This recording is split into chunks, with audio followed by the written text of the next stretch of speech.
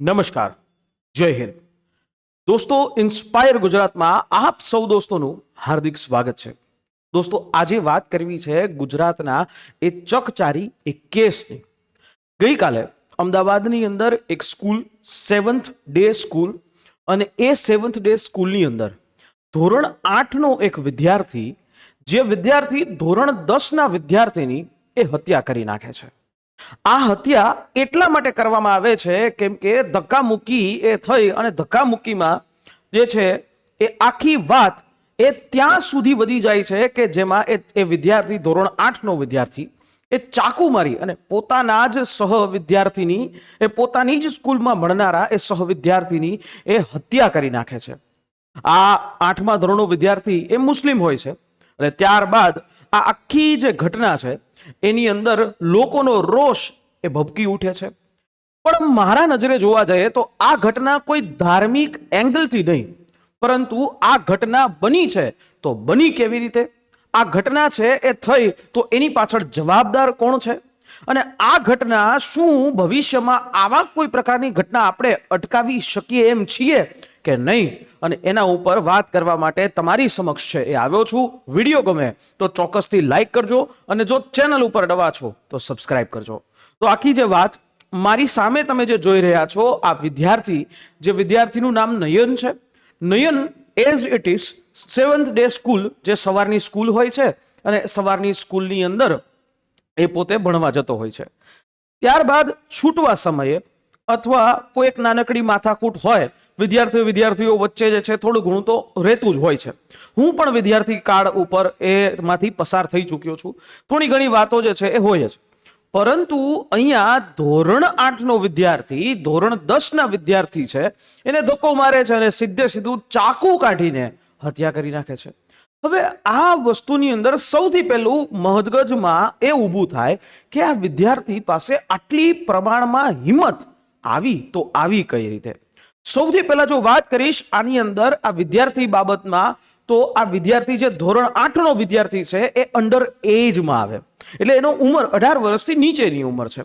ભારતના કોઈ પણ કાયદાઓ છે એની અંદર આ પ્રકારે અંડર એજ વાળા વિદ્યાર્થીઓને કોઈ આકરી સજા થઈ શકતી નથી, અને એને હાલ જે છે એ આ પ્રકારનું ચાકુ મારી અને એ ફરાર થઈ ગયો તો, અંડરગ્રાઉન્ડ થઈ ગયો તો, અને એની અંદર ત્યારબાદ પોલીસ છે એમનું તો કામ કરશે જ, પરંતુ આ ઘટનાની અંદર આ હિંમત એ કઈ રીતે આવે, આની પાછળ સૌથી પહેલા હું જવાબદાર માનીશ તો એમના મા બાપને.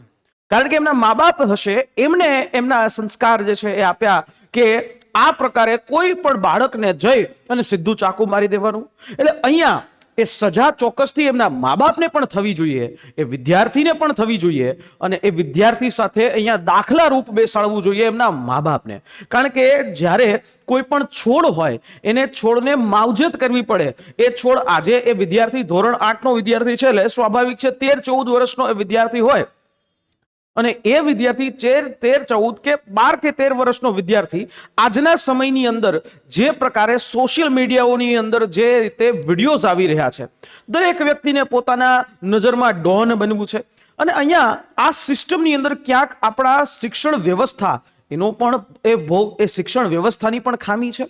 બીજી વાત કે અહીંયા સરકારની પણ ખામી સામે આવશે, કારણ કે દેશની અંદર અવારનવાર આ પ્રકારના બનાવો છે એ વધી રહ્યા છે. નાના છોકરાઓની અંદર, જે છોકરાઓ સ્કૂલની અંદર ભણતા હોય છે એમની અંદર આ પ્રકારની હિંસક પ્રવૃત્તિ એ વધી રહી છે. શું કામ વધી રહી છે? તો એની પાછળ છે ઓનલાઈન ગેમિંગ. પબજી થી લઈ અને ઘણી બધી એવી ગેમ છે કે જે રમવામાં આવે છે, એ હિંસક ગેમો છે, અને એ ગેમથી એ વિદ્યાર્થીનું માનસ, એ વિદ્યાર્થીનું મન એ હિંસક પ્રવૃત્તિ કરવા પાછળ એ પ્રેરાય છે.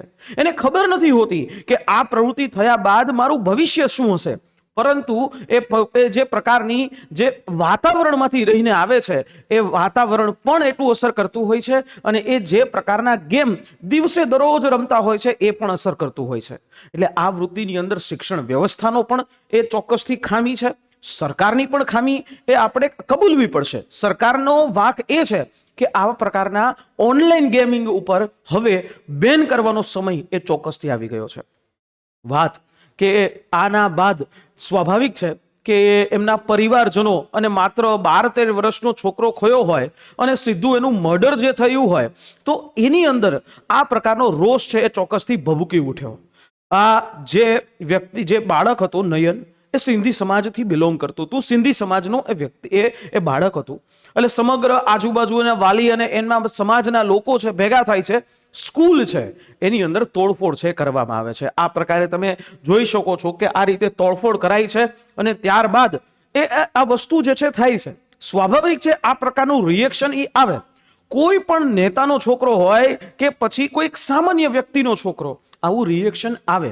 હું આ પ્રકારની બાબતમાં જે તોડફોડ થઈ છે એને યોગ્ય નથી ઠેરવતો, પરંતુ જે રોષ ભભૂકી ઉઠ્યો છે એની પાછળનું કારણ એ પણ છે કે આ સેવન્થ ડે નામની સ્કૂલ, એ સ્કૂલની અંદર આ પ્રકારની જ્યારે વાતો એવું જાણવા મળે છે કે ભાઈ 2-3 મહિનાથી આવી રીતે વસ્તુઓ ચાલતી હતી અને તમારી શાળાની અંદર કોઈ વ્યક્તિ, કોઈ બાળક એ ચાકુ લઈ અને આવી જાય છે અને ત્યાં સુધી તમને ખબર નથી પડતી, ત્યાં સુધી તમે એને રોકી નથી શકતા. આ સ્કૂલની પણ એ ભૂલ છે.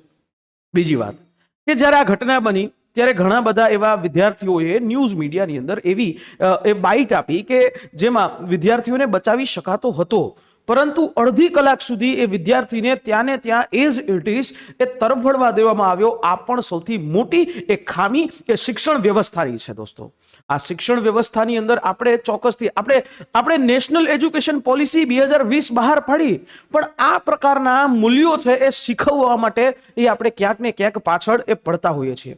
મારું ખુદનું જ એક્ઝામ્પલ તરીકે આપું. મારા પણ સ્કૂલિંગની અંદર, એટલે ધોરણ નંબર 8 ની અંદર મારી સાથે પણ આ જ પ્રકારનો એક બનાવ એ બનેલો કે જેની અંદર મારા પોતાના એક્સપિરિયન્સ તમારી સાથે શેર કરું છું કે એક વિદ્યાર્થી છે, એ વિદ્યાર્થીએ મને ચાકુ દેખાડી અને મને દબાવવાનો પ્રયત્ન કર્યો. એ સમયે મેં મારા જે પરિવારજનો, મેં મારા ફાધર, મેં મારા મધરને જાણ કરી અને પછી સ્કૂલ જે છે એને ત્યાં જઈ અને આ પ્રકારની ઘટના જે છે એની વાત કરી અને ત્યારબાદના એક્શન છે લેવામાં આવ્યા. પરંતુ આ એક્શન એ સમય પહેલા અહીંયા લઈ લેવા જોઈતા હતા. ટીચર, એમને પણ ખબર જ હોવી જોઈએ કે આવી વસ્તુઓ પોતાના સ્કૂલમાં થઈ રહી છે. એ સંચાલક મંડળને પણ ખબર હોવી જોઈએ કે સ્કૂલની અંદર શું બનાવ બની રહ્યા છે અને આવી કોઈ પણ વસ્તુ માત્ર ફીઝના નામે એ તમે કોઈ પણ બાબતને એ નજરઅંદાજ, એટલે કે તમે અવગણી શકો નહીં. સ્કૂલ છે તો સ્કૂલની અંદર દરેક વસ્તુ છે એમાં સ્કૂલે વિદ્યાનું ધામ, ત્યાં સંસ્કારો શીખવામાં આવે છે. અને એ જ સ્કૂલે કે જે વિદ્યાર્થી જ્યારે પડ્યો હતો, તાત્કાલિક હોસ્પિટલ, કોઈ પણ સાધન હોય, સ્કૂલની અંદર ગાડીઓ હોય જ, એમાં વિદ્યાર્થીઓને હોસ્પિટલે લઈ જવાને બદલે અડધી કલાક સુધી એ વિદ્યાર્થીઓને ત્યાં રાખ્યો. પોલીસ કેસ થશે, આ થશે, તે થશે. અને ત્યારબાદ સ્કૂલ પ્રિમાઇસીસ જે છે એમને એવું પણ જણાવે છે કે અમારી સ્કૂલના પ્રિમાઇસીસમાં નહીં, બહાર થયું છે. આ વસ્તુ સદંતર પોતાની જવાબદારીમાંથી છટકવાની વસ્તુ છે. એના બાદ એમના પરિવારજનોએ શિક્ષકોને ફટકાર્યા. એ શિક્ષકોનો વાંક નહોતો ચોક્કસથી, પરંતુ એ શિક્ષકોને ફટકાર્યા એ બાબતમાં એ ઉમેદવાર, એ વિદ્યાર્થીના પરિવારજનોની પણ ત્યાં ભૂલ છે. એ શિક્ષકનો કોઈ વાંક નહોતો કે જે નિર્દોષ હતા, એમને આ ઘટનાની ખબર પણ નહોતી, પણ એ જગ્યાએ એમનો પણ વાંક જે છે કે ભાઈ આ વસ્તુમાં એમને જવાબદારી જોવા મળે. એટલે જેમ સૂકા પાછળ છે લીલું બળે, એવી રીતે આ વસ્તુ જે છે ઘટના એ બની. અને તમે જોઈ શકો છો કે આપણો સમાજ કઈ બાજુ જઈ રહ્યો છે કે એના જ્યારે એ વ્યક્તિ એ ખૂન કરી નાખે છે, મર્ડર કરી નાખે છે અને એ કબૂલે છે કે ભાઈ અહીંયા જે છે, અરે મેં કો બોલ રહા થા કે કોણ હે ક્યા કર લેગા તું. આ પ્રકારની માનસિકતા છે જ્યારે આપણા કોઈ બાળકની અંદર હોય અને એ બાળક આગળ જઈ અને જો આને રોકવામાં ન આવે તો એ આતંકવાદી પણ બની શકે છે અને દેશ માટે ખતરો પણ સાબિત થઈ શકે છે. દોસ્તો, એ સમય આવી ગયો છે એજ્યુકેશન સિસ્ટમને સુધારવાનો. એ સમય આવી ગયો છે દેશની સમાજ વ્યવસ્થા સુધારવાનો, કે જેથી કરીને આવા બીજા કોઈ નયનની સાથે, આવા બીજા કોઈના બાળકની સાથે આ પ્રકારની ઘટના એ ન બને. એ વાલસોયો દીકરો જે ગયો છે, એ વાલસોયો દીકરો જે એ પરિવારનો દીકરો ગયો છે ને, એ સમજી શકે એ કેવી રીતે છે. સરકાર તરફથી અને ત્યાંના ધારાસભ્ય પણ એમના માતા પિતાને મળ્યા અને વાત જાહેર કરી કે ભાઈ તાત્કાલિકપણે ન્યાય જે છે અપાવવામાં આવે. પરંતુ તમને પણ ખ્યાલ હશે કે આ બાબતમાં જે બાળક છે, જે બાળક મૃત્યુ પામ્યો છે, એ તો પાછો નથી આવી જવાનો, પરંતુ હવે પછી આ ઘટના એ કોઈ પણ સ્કૂલમાં ન બને એની તકેદારી તો આપણે ચોક્કસથી રાખી શકીએ. અને જે પણ આવા બનાવો કરે છે, સ્કૂલે પણ પોતાના તમામ સ્કૂલોની અંદર રિસ્ટ્રિક્શન્સ એ લગાવવા જ પડશે કે માત્ર ફી લેવાથી કામ નહીં ચાલે. તમારે એ બાળકની સિક્યોરિટી જે છે એની ઉપર પણ ધ્યાન આપવું જ પડશે. આજે આ એક છે, કાલે બીજો હોઈ શકે. ઘણી જગ્યાએ આજની તારીખે ઘણા બધા લોકો બોલશે નહીં, પરંતુ હું આ માધ્યમથી એ બોલીશ કે ઘણા બધા લોકો છે એ ચોક્કસથી એ નહીં બોલી શકે, કારણ કે લાખો રૂપિયાનું ડોનેશન લેવામાં આવે છે. ડોનેશનના નામ ઉપર સ્કૂલ છે એ મોટા પ્રમાણની અંદર એ પૈસાઓ ભેગા કરે છે અને પોતાના પ્રોફિટનું જે વિચારી રહ્યા છે. જે નાલંદા, તક્ષશિલા, વિક્રમશિલા અને વલ્લભી વિદ્યાપીઠ અહીંયા કહેવામાં આવતી હતી, પણ હાલની તકે શિક્ષણનું સ્તર છે એ દિવસે ને દિવસે એ ઘટતું જઈ રહ્યું હોય એવું લાગી રહ્યું છે. સમાજની અંદર સંસ્કારની જગ્યાએ સમાજમાં આતંકવાદી પ્રવૃત્તિઓ છે પ્રવર્તી રહી છે એવું અહીંયા એ લાગી રહ્યું છે. પણ ખેર, આ વાત જ્યારે આવે છે સામે, ત્યારે આપણે થોડા સમય માટે તો આ કહી શકીએ, પણ એ થોડા સમય માટે દરેકના હૃદયમાં રોષ છે ભભૂકી ઉઠે છે, પરંતુ અંતે ન્યાય છે એ થોડો લાંબો સમય, થોડી લડત કર્યા બાદ જ એ હંમેશા મળતો હોય છે. એ સુરતની અંદર ગ્રીષ્માનો કેસ હોય કે પછી બીજા કોઈ પણ કેસ હોય, માત્ર 12 વર્ષની દીકરીઓ હોય એને પણ 200 વખત રેપનો એટેમ્પ્ટ કરવામાં આવે છે, અને આ બધી જ ઘટનાઓ એ બને છે તો આપણા ગુજરાતમાં. તો ગુજરાતની પોલીસ એમણે પણ આ વાતની એ ઘટનાને સમજી અને તમામ સ્કૂલો એની આજુબાજુમાં ફરતા કોઈ પણ સ્થળો હોય એમાં જે રોમિયોગીરી કરનારા યુવાનો, રોમિયોગીરી કરનારા જે અસામાજિક તત્વો, એને ચોક્કસથી પાઠ ભણાવવાનો સમય એ હવે આવી ચૂક્યો છે દોસ્તો. તો આ રીતે ભગવાન એ નયન એમની આત્માને ખૂબ શાંતિ આપે.